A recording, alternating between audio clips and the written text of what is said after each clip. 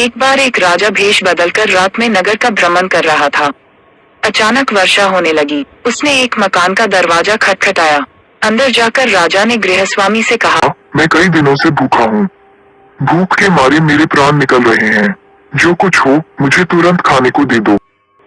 गृहस्वामी स्वयं अपनी पत्नी व बच्चों सहित 3 दिन से भूखा था। घर में अन्न का एक दाना तक न था। वह बड़े धर्म संकट में पड़ गया। उसे समझ नहीं आ रहा था कि वह अपने भूखे अतिथि को कहां से भोजन कराए। तभी उसके मन में एक विचार आया। वह घर से बाहर निकला और घर के सामने एक दुकान से 2 मुट्ठी चावल चुरा लाया।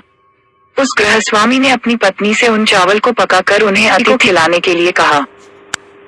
अगले दिन दुकानदार ने राजा से पड़ोसी की शिकायत की और कहा कि उसने दुकान से चावल चुराए हैं। राजा ने तत्काल उस व्यक्ति को बुलवाया और चावलों की चोरी के बारे में पूछा। उस व्यक्ति ने अपना अपराध स्वीकार करते हुए बीती रात की पूरी घटना सुना दी। हाथ जोड़कर कहा, महाराज, मेरा स्वयं का परिवार 3 दिन से भूखा था। मैंने अपने लिए चोरी नहीं की और ना ही कभी करता, चाहे प्राण निकल जाते, परंतु आधी रात में घर पर आए अतिथि को भूखा नहीं देख सकता था। राजा यह सुनकर बहुत दुखी हुआ। उसने बताया कि अतिथि वह स्वयं था।